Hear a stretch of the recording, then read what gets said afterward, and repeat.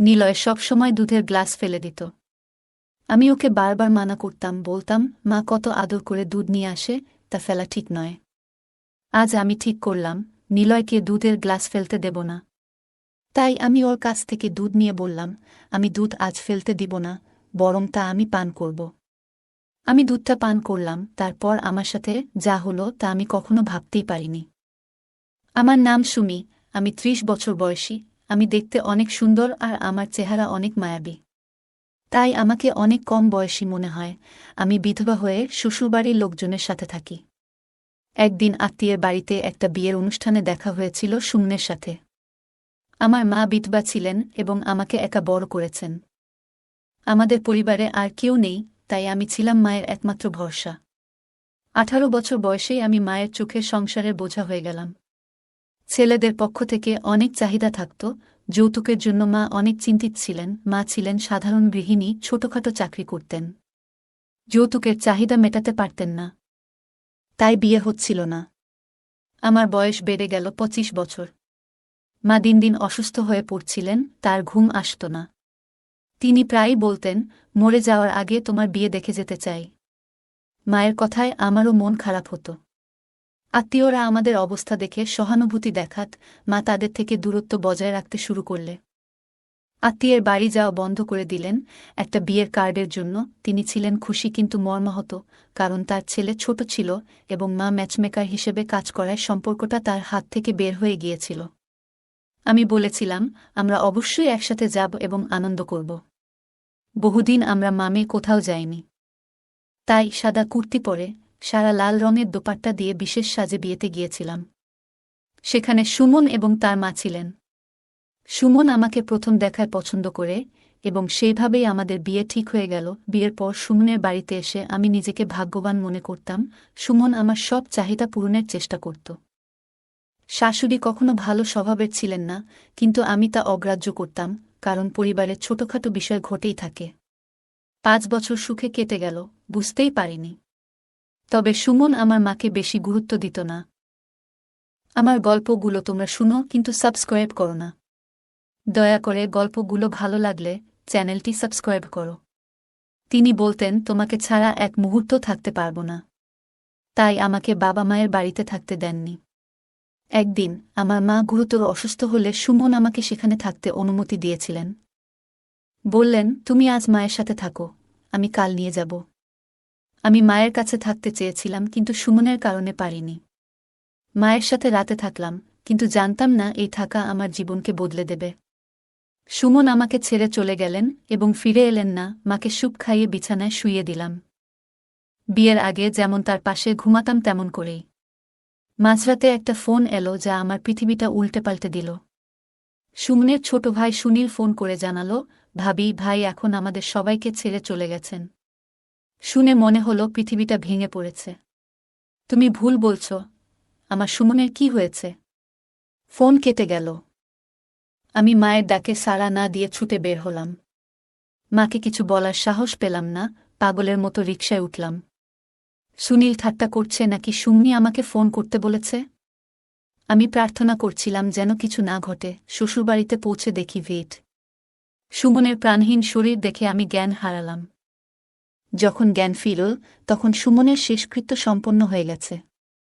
শোক যেন আমাকে গ্রাস করল। বারবার তার হাসিমাখা মুখটা মনে পড়ছে। সে বলতো, আমাকে ছেড়ে যেও না, না হলে আমি মরে যাব। বিয়ের পর প্রথম রাতেই সে আমাকে ছেড়ে চলে গেল। ৩ দিন কেটে গেল। শ্বশুর বলল, আমি জানি না। সুনীল চিৎকার করছে। সুমন মেঝেতে পড়ে আছে। সুমনের মৃত্যু দেখে আমি নিস্তব্ধ হয়ে গেলাম। ভাবলাম, যদি সেই রাতে তার সাথে থাকতাম, তাহলে হয়তো তাকে বাঁচাতে পারতাম। মৃত্যু আমার কাছে এক ধাঁধার মতো হয়ে গেল। ৩ মাস পর আমি মায়ের বাড়ি যেতে চাইলাম, কিন্তু শাশুড়ি বললেন, তোমার মধ্যে শূন্যের সুবাস আছে, তোমাকে যেতে দেব না।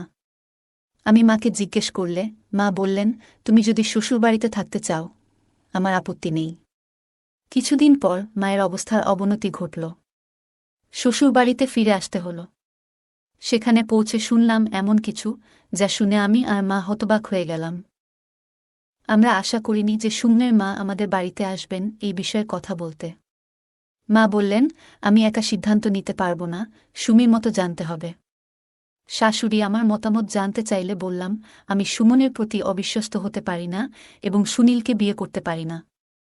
শাশুড়ি আমাকে প্রত্যাখ্যান করতে বললেন। আমি সুমনের বউ হয়ে সেই বাড়িতে গিয়েছিলাম, এখন সুনীলের বউ হয়ে যাওয়া মেনে নেওয়া কঠিন। বিছানায় শুয়ে সুনীল ফোন করে বলল, আম্মুর অবস্থা খুব খারাপ, তুমি একবার আসলে হয়তো তিনি ঠিক হয়ে যাবেন। রোহিতকে বললাম, আমি বিয়ে করতে চাই না।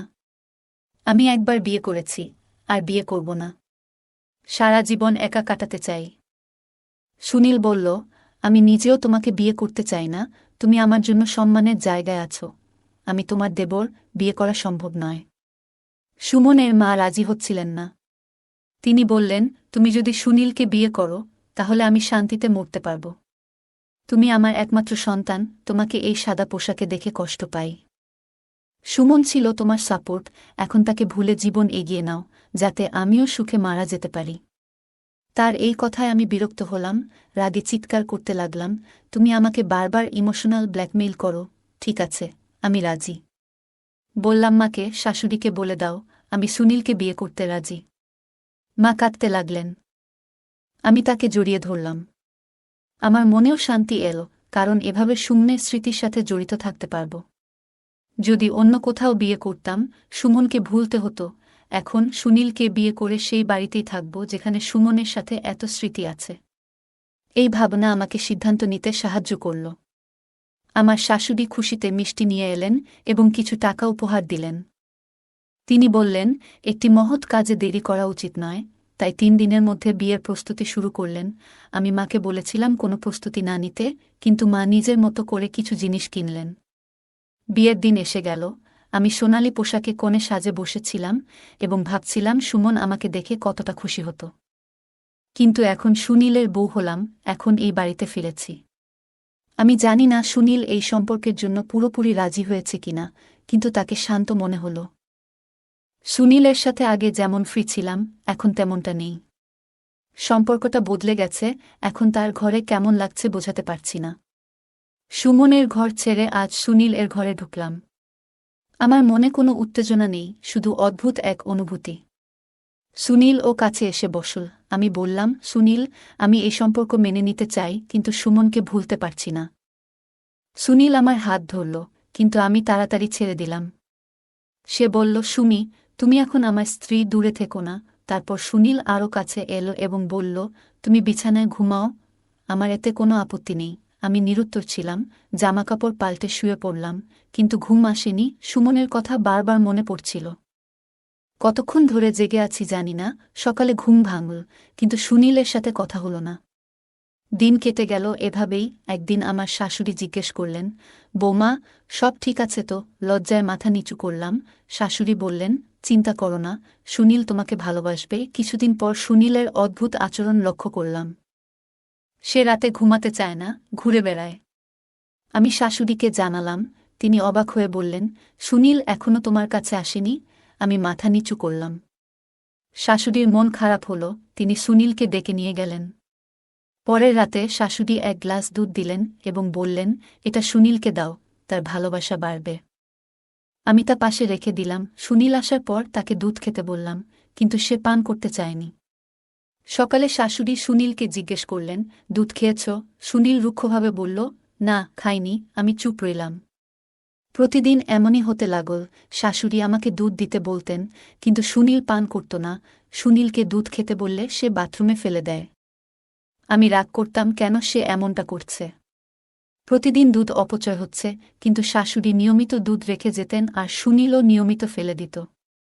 একদিন এই নিয়ে আমি সুনীলের সাথে ঝগড়া করলাম। বললাম, মা তোমাকে এত আদর করে দুধ দেয়, আর তুমি তা অপমান করো। সুনীল কয়েক মুহূর্ত চুপ থেকে বলল, স্বপ্নে কেউ আমাকে দুধ খেতে নিষেধ করেছে, তাই খাই না। আমি চুপ হয়ে গেলাম। বিয়ের পরেও আমাদের মধ্যে কোনো সম্পর্ক গড়ে ওঠেনি। আমরা অপরিচিতের মতো দূরে দূরে থাকতাম। আগে আমরা অনেক কথা বলতাম, কিন্তু এখন ভাই বোনের সম্পর্ক বদলে গেছে। এমনকি যখন আমি অসুস্থ ছিলাম, সুনীল এবং আমার শাশুড়ি আমার যত্ন নিতেন। সুস্থ হওয়ার পর আমি মায়ের সাথে সময় কাটাতে গেলাম। মা সবসময় আমাকে খেতে দিতেন, কিন্তু আমি কিছু খেতে চাইতাম না। অসুস্থতার 1 সপ্তাহ পরে আমি পুরনো বন্ধু পুনমের সাথে দেখা করতে গেলাম।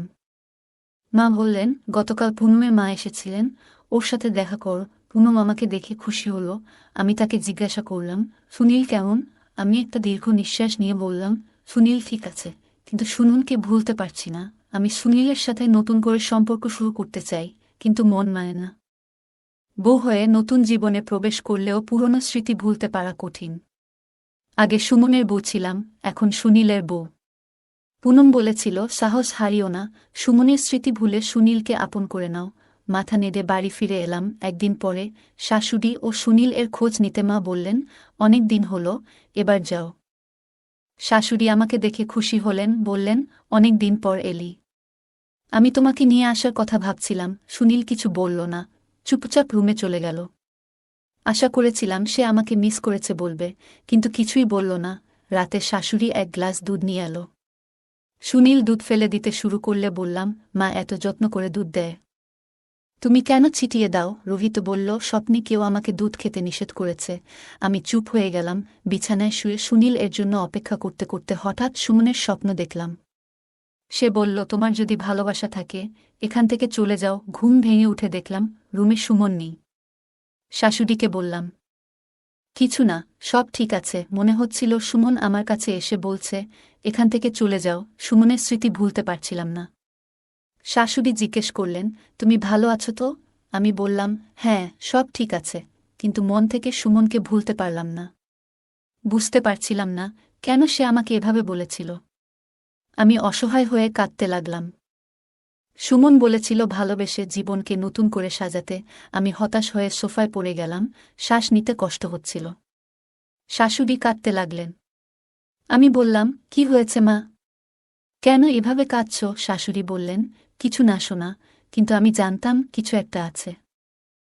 কিছুক্ষণ পর শাশুড়ি বললেন, তুমি যখন প্রথম এলেই আমি ভাবলাম তুমি আমার ছেলের জন্য পারফেক্ট, কিন্তু সুনীল তোমায় দেখে কষ্ট পেয়েছে, কারণ সে মনে মনে তোমাকে চেয়েছিল।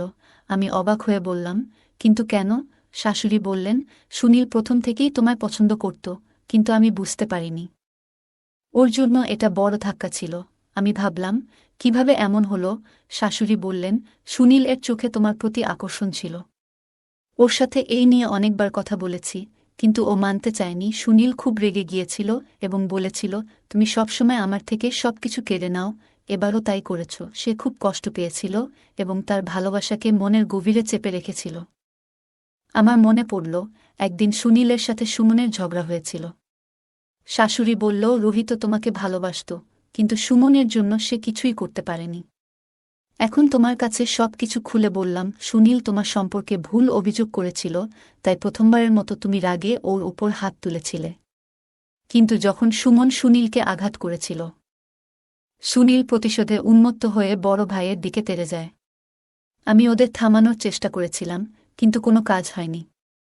সুনীলের হাত থেকে সুমন মারা গেল।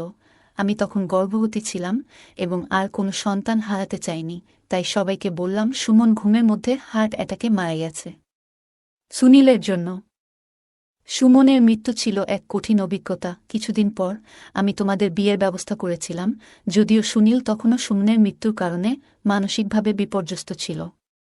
বিয়ের প্রথম রাতেই সুনীল তোমার কাছে এসে সুমনের মুখ দেখতে পেয়েছিল। ভয়ে সে তোমার কাছ থেকে দূরে চলে যায়। আমি জানতাম সুনীল এর মধ্যে গভীর দুঃখ ও অপরাধবোধ ছিল, তাই আমি চেয়েছিলাম তোমাদের সম্পর্ক স্বাভাবিক করতে। আমি চেয়েছিলাম সুনীল যেন শান্তিতে থাকতে পারে, তাই তাকে দুধে কিছু মিশিয়ে দিতাম যাতে সে তা পান করে চেতনা হারায় এবং সবকিছু ভুলে যায়।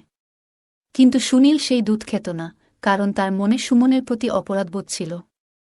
সুনীল বুঝতে পারছিল সুমনের আত্মা যেন তাকে তাড়া করছে, তাই সে আর তোমার কাছে আসতে সাহস করত না। সে যখন সুমনকে সামনে দেখে, সুনীল ভয়ে পালিয়ে যায় এবং বারবার ক্ষমা চায়। আমি কিভাবে ক্ষমা করব, যে আমার ছেলেকে আমার কাছ থেকে ছিনিয়ে নিয়েছে, আমার ঘর ধ্বংস করেছে, শুধুমাত্র একজন নারী পাওয়ার জন্য? সুনীল যদি আগে বুঝত, পরিস্থিতি অন্যরকম হতো। কিন্তু এখন অনুতপ্ত হয়ে আমি তাকে বুঝিয়েছি যে তাকে সুমির সাথে থাকতে হবে। তাকে সম্মান ও ভালোবাসা দেওয়ার চেষ্টা করুক, সে তার স্ত্রী। কিন্তু সে বলে সুমন সামনে এসে দাঁড়ালে সে দূরে সরে যায়। আমি তোমাকে এসব বলতে চাইনি, কিন্তু আজ বলতেই হলো। কারণ তোমার জানার অধিকার আছে। আমার মেয়ে, আমাকে ক্ষমা করো। আমি অসহায় মা, আমার আর এক ছেলেকে হারাতে চাই না, লোকেদের কাছে মিথ্যে বলেছি। শাশুড়ি হাত জোর করে বলেছিল, কিন্তু আমার পিঠে যেন পাহাড় ভেঙে পড়ল। রুমে গিয়ে শুয়ে পড়লাম। সুনীল এর আচরণ মনে পড়ছিল। আমি ব্যাগে জামাকাপড় রাখতে গিয়ে নিঃশ্বাস বন্ধ হয়ে গেল। সিদ্ধান্ত নিলাম আর আসব না। মাকে বলিনি, কারণ চাইনি মাও কষ্ট পাক। সুনীল বারবার মাফ চাচ্ছিল, কিন্তু সম্পর্ক রাখতে চাইনি। মা কিছু জানত না। প্রতিদিন সুমনের কাছে ক্ষমা চাই, বলি সে তোমার খুনি ছিল না। সুমন হাসে, আমি তৃপ্তি পাই। আস্তে আস্তে সব কিছু স্বাভাবিক হয়। সুনীল আগের থেকে এখন অনেক পরিবর্তন হয়, আর আমার শাশুড়ির কথা চিন্তা করে এখন আমি সুনীল এর সাথে সংসার শুরু করি। কারণ এখন আর কিছু করার নাই। কারণ যা হবার তা তো হয়ে গেছে। চাইলেও তো তা ফিরে পাব না। গল্পটা কেমন লাগলো জানাতে ভুলবে না। আরও মজার মজার রোমান্টিক গল্প শুনতে চাইলে ভিডিওটি লাইক, শেয়ার এবং চ্যানেলটি সাবস্ক্রাইব করতে ভুলবে না। ধন্যবাদ। রাত প্রায় ৩টা। আমি গিয়েছিলাম রুমে পানি খাইতে, তাই শাল জড়িয়ে রুম থেকে বের হলাম। চারদিকে তাকিয়ে আমি কিছুটা অবাক হলাম, বিশেষ করে যখন শুনলাম কিছু অদ্ভুত আওয়াজ। মনে হলো এই শব্দগুলো চাচির ঘর থেকে আসছে। এটা ছিল আমার চাচার বাড়িতে আসার দ্বিতীয় দিন এবং প্রথমবার রাতে ঘর থেকে বের হলাম। যে আওয়াজ কানে আসলো তাতে হঠাৎ করেই বুক ধড়ফড় করতে লাগল। অদ্ভুত লাগল এমন আওয়াজ শুনে, কারণ তখন আমার বয়স ছিল মাত্র ১৭ এবং আমি ঠিক বুঝতে পারছিলাম না কেন এমন হচ্ছে। কিছুক্ষণ পর কিছুটা ধারণা পেলাম, আর মনটা অস্থির হয়ে উঠল। আমি তাড়াতাড়ি রুমে ফিরে যেতে চাইলাম, কিন্তু সেই সময় একটা অজানা দীর্ঘশ্বাস আমাকে থামিয়ে দিল। আমার বয়সের কারণে সবকিছু বুঝতে একটু কঠিন হচ্ছিল, মনের ভেতরে নানা প্রশ্ন ঘুরপাক খাচ্ছিল, কেন এমন হচ্ছে? আমি ভাবলাম একটু উকি দিয়ে দেখলে হয়, কিন্তু একই সঙ্গে ভয়ও হচ্ছিল, যদি ধরা পড়ি তাহলে কি হবে? যদি আমার চাচা রাগ করে বাড়ি থেকে বের করে দেন, চাচি কি আর আমাকে থাকতে দিবেন? আমি অনেক কষ্টে বাবার সাথে ঝগড়া করে এখানে এসেছি। তাই আর কিছু করতে চাইনি যা আমাকে বাড়ি থেকে বের করে দেবে বা শহরে ফেরার স্বপ্ন ভেঙে দেবে। ভাবতে ভাবতে নিজের রুমে ফিরে এলাম, কিন্তু ঘুম কিছুতেই আসছিল না। শুয়ে শুয়ে ভাবতে লাগলাম সকালটা কেমন হবে। ভোরবেলা রুম থেকে বেরিয়ে চাচির দিকে চোখ পড়ল, তাকে দেখে আমি অবাক হয়ে গেলাম। তার লম্বা কালো চুলে ভেজা ফোঁটা ঝরছিল, একেবারে যেন কোনো গল্পের দৃশ্য। মনে হচ্ছিল সে স্নান সেরে এসেছে, আর তার ভেজা চুলের ফোঁটা ধীরে ধীরে তার শরীর স্পর্শ করে নিচে নামছিল। তার পরনে থাকা নীল শাড়িটি সেই মুহূর্তে যেন আরও বেশি মোহময় হয়ে উঠেছিল। তার চোখে এক অদ্ভুত ঝলক দেখা যাচ্ছিল, যেন এই দিনটি তার জীবনে অন্য সব দিনের চেয়ে আলাদা ছিল। আমি নিজেও জেগেছিলাম, একটু অবাক হয়ে তার দিকে তাকিয়ে রইলাম। মনে মনে ভাবছিলাম আমার চাচা কতটা ভাগ্যবান। তার জীবনের এই পর্যায়েও এমন একজন রূপসী সঙ্গিনী পেয়েছেন। প্রথম যখন তাকে দেখেছিলাম তখন বিশ্বাস করতে কষ্ট হচ্ছিল যে তিনি আমার চাচি হবেন। তার সঙ্গে চাচার বিয়ে হয়েছিল অনেক বছর আগে, আর এখন আমার চাচির বয়স ছিল প্রায় ৪০ বছর। কিছু ব্যক্তিগত সমস্যার কারণে চাচা গ্রামের বাইরে ছিলেন, কিন্তু সম্প্রতি তারা আবার গ্রামে ফিরেছেন আমাদের সাথে দেখা করতে। চাচা যখন আমাদের জানালেন যে তিনি শহরে বিয়ে করেছেন, তখন তিনি খুব খুশি ছিলেন। পরে যখন চাচিকে আমাদের সাথে পরিচয় করিয়ে দিলেন, তখন আমরাও খুব আনন্দিত হলাম। বাবা ও চাচার মধ্যে কিছুটা দূরত্ব ছিল, কিন্তু সে সময় সবাই মিলে বেশ আনন্দ করছিল। চাচা এবং চাচি কয়েকদিন আমাদের সাথে কাটিয়ে শহরে ফিরে যাওয়ার সময় চাচা আমাকে শহরে আসার আমন্ত্রণ জানিয়েছিল। পরীক্ষার পর ছুটি পেয়েই আমি সরাসরি শহরে চলে আসি তার সেই আমন্ত্রণে সাড়া দিয়ে। কারণ চাচিকে আমার অনেক ভালো লাগত, তাই তার কাছে যাওয়ার ভীষণ ইচ্ছা ছিল আমার। আমার বাবা প্রথমে চেয়েছিল না যে আমি শহরের পরিবেশে ঢুকি, তাই তিনি আমাকে নিরুৎসাহিত করছিলেন। কিন্তু আমি নিজের ইচ্ছায় শহরে চলে এসেছি, এখানে মাত্র ২ দিন হয়েছে। আমার চাচিকে দেখে একটু হতবাক হয়ে গেলাম, কারণ গ্রামে থাকার সময় তাকে এতটা ভালোভাবে দেখিনি। চাচি ছিলেন খুবই আকর্ষণীয়, তার চলাফেরা ও কথা বলার ভঙ্গি সবই বেশ মুগ্ধ করার মতো। শহরে এসে একই ছাদের নিচে থাকার পর বুঝলাম তিনি সাধারণ কেউ নন, অনেকটা আলাদা এবং বিশেষ। বিয়ের পর তিনি আরও আকর্ষণীয় হয়েছে। তাকে দেখলে আমার মনটা ভালো হয়ে যেত। কিছু সময় মনে হল চাচিও হয়তো আমার দিকে তাকিয়ে হালকা মুচকি হেসেছেন, যা আমাকে একটু বিব্রত করেছিল। এমন সময় দরজায় শব্দ হল। চাচি আমাকে নাস্তা তৈরি করতে বলছিলেন আর দরজা খুলতে বললেন। দরজা খুলতেই চাচা দাঁড়িয়েছিলেন, মুখে ক্লান্তির ছাপ। তিনি বললেন, রাতে বাইরে ছিলাম। এখন রাতের শিফট শুরু হয়েছে। চাচা জানালেন তিনি কিছুদিন রাতের শিফটে কাজ করবেন এবং তাতে আমাদের সাথে কাটানোর সময় কিছুটা কমবে। তার কথা শুনে একটু খারাপ লাগছিল, কারণ তার অনুপস্থিতির কারণে বাড়ির পরিবেশ কিছুটা বদলে যাচ্ছিল। চাচার কথা মনে করে চাচির দিকে মুগ্ধ হয়ে তাকিয়েছিলাম। সে আমার জন্য নাস্তা তৈরি করছিলেন। আমি ভাবছিলাম এখন থেকে রাতে আমি আর চাচি ছাড়া বাড়িতে কেউ থাকবে না। রাতে কিছুটা অস্বস্তি নিয়ে ঘুরছিলাম। চাচা ঘুমিয়ে পড়েছিলেন, কিন্তু আমার মাথায় অনেক প্রশ্ন ঘুরছিল। সবকিছু ঠিক ছিল কিনা বোঝার জন্য আমি চাচার রুমের দিকে কান পাতলাম, কিন্তু কিছুই শোনা গেল না। মনে হলো হয়তো আমি কল্পনা করছিলাম। তারপর ঘুম থেকে উঠে পানি খেতে গেলাম, কিন্তু মনের মধ্যে একটা দ্বিধা কাজ করছিল। যে ঘটনা ঘটেছে তা কি সত্যি ছিল? আমার চাচি সবসময় আমার প্রতি আন্তরিক ছিলেন, এমনকি মাঝে মাঝে হাত ধরে আমাকে বাইরে ঘুরিয়ে দেখাতেন। আমার বয়স তখন মাত্র 17, তাই তার এই আচরণ আমাকে কিছুটা বিভ্রান্ত করেছিল। সারাদিন আমাদের ঘোরাফেরা শেষে চাচা যখন কাজে চলে গেলেন, আমি বুঝতে পারছিলাম না কি ভাবতে হবে। তবে চাচার অনুপস্থিতিতে চাচি একা ছিলেন, যা তাকে অনেকটা অন্যরকম করে তুলছিল। বাবা আমাকে শহরে আসতে বারণ করেছিলেন, কিন্তু আমি চাচার আমন্ত্রণে এখানে চলে এসেছি। চাচির সাথে কাটানো এই সময় আমাকে ভাবিয়ে তুলেছিল, এমন কিছু কি ঘটছে যা আমি পুরোপুরি বুঝতে পারছি না। আমার চাচির সাথে রাতে একা থাকা ঠিক ছিল না, বিশেষ করে যখন আমার চাচা কাজে চলে যেতেন। তখন আমি নিজের রুমে নিজেকে আটকে রাখতাম। কিন্তু মাঝে মাঝে কৌতূহল আমাকে পেয়ে বসত, মনে হতো চাচির রুম থেকে কোনো আওয়াজ আসছে। অনেকক্ষণ নিজেকে সামলানোর চেষ্টা করেও শেষ পর্যন্ত আমি আবেগে হার মানলাম এবং চাচির রুমের দরজার কাছে গেলাম। তখন শুনলাম যেন আবারও সেই একই আওয়াজ আসছে। আমি দরজার কাছে কান পাতলাম এবং ভেতর থেকে আসা আওয়াজগুলো শুনতে শুরু করলাম। মনে হচ্ছিল এগুলো আমার মনে আরও বেশি প্রশ্ন তৈরি করছে। আমি ক্লান্ত হয়ে গিয়েছিলাম এবং নিজের মনকে সামলানোর চেষ্টা করছিলাম। কিছুক্ষণ পরে ঠান্ডা লাগায় আমি এক কাপ গরম কিছু খেয়ে ঘুমানোর চেষ্টা করলাম।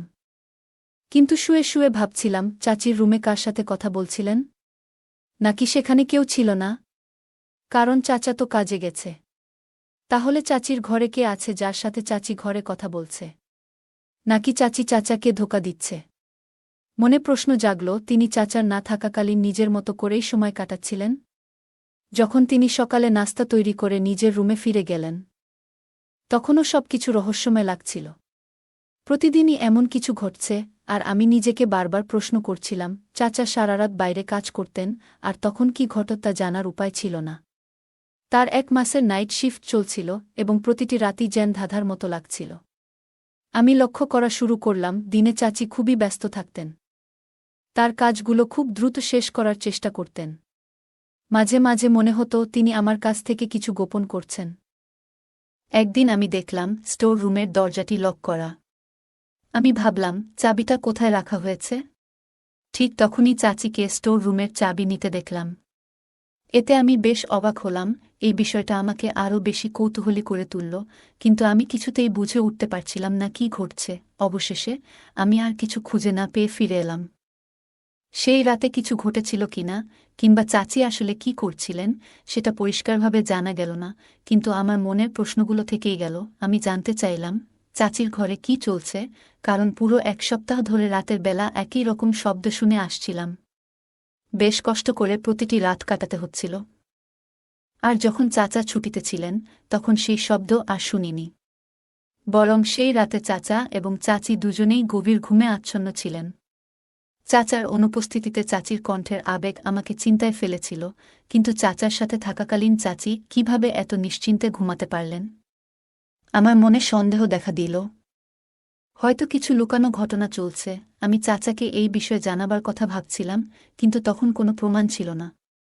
চাচি খুবই সচেতন ও বুদ্ধিমতী ছিলেন, তাই সাহস করে কিছু বলাও সহজ ছিল না।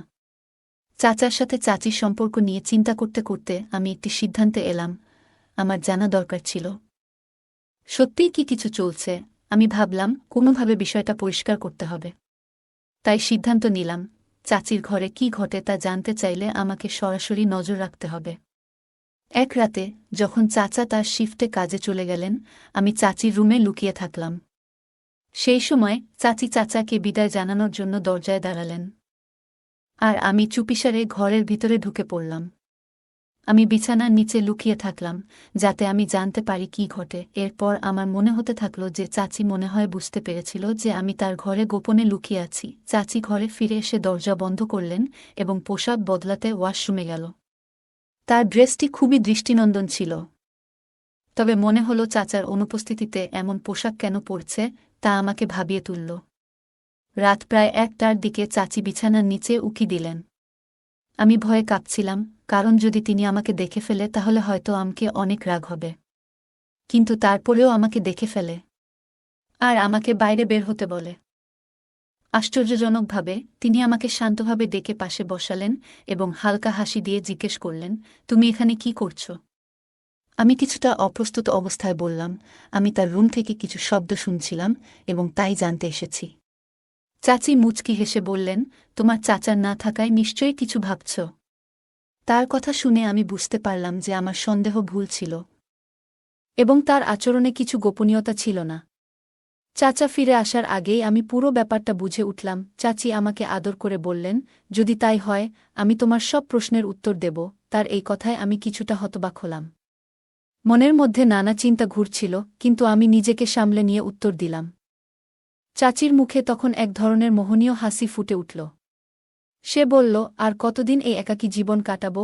তার চোখে পানি চলে এলো এবং সে আমাকে আলিঙ্গন করল। চাচি আমার সাথে এমনটা করবে আমি তা স্বপ্নেও ভাবতে পারিনি। ঠিক সেই মুহূর্তে রুমের দরজা খুলে গেল। চাচা ঘরে ঢুকলেন। চাচার সাথে আমার বাবাও ছিল। কি হচ্ছিল এসব আমি কিছুই বুঝতে পারছিলাম না। চাচি তৎক্ষণাৎ সরে গেলেন এবং কাঁদতে শুরু করলেন। তিনি বললেন, তোমার ভাতিজা জোর করে আমার ঘরে ঢুকেছে।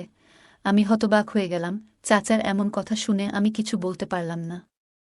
চাচা খুব রেগে গিয়ে বললেন, তোমার ছেলের সাহস কিভাবে হয় আমার স্ত্রীর সঙ্গে এমন ব্যবহার করার?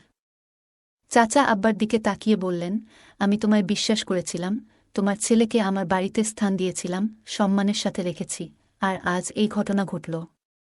তোমার ছেলে আমার স্ত্রীর প্রতি খারাপ নজর রেখেছে। আব্বা কিছুটা বিস্মিত হয়েছিলেন। তিনি হাত জোট করে ক্ষমা চাইতে লাগলেন। কিন্তু চাচা বললেন, আমি এটা পঞ্চায়েতে তুলব। চাচা রেগে গিয়ে আরও বললেন, তোমার ছেলের শিক্ষা তোমার দায়িত্ব, আর যদি এর একটা সমাধান না হয় তাহলে পুরো গ্রাম জানবে। চাচার এই কথা শুনে আব্বা হতবাক হয়ে গেলেন। তিনি তখন চাচাকে বললেন, আপনি যা চাইবেন আমি তাই দেব। চাচা তখন বললেন, আমার অংশের সম্পত্তি আমাকে দাও, নইলে আমি পঞ্চায়েতের কাছে যাব। আব্বা এই কথা শুনে রাজি হলেন এবং চাচাকে জমির একটি অংশ দেওয়ার প্রতিশ্রুতি দিলেন। তারপর চাচা শান্ত হলেন। আমি হতবাক হয়ে দাঁড়িয়েছিলাম, আর তখনই সিদ্ধান্ত নিলাম চুপচাপ গ্রামে ফিরে যাব।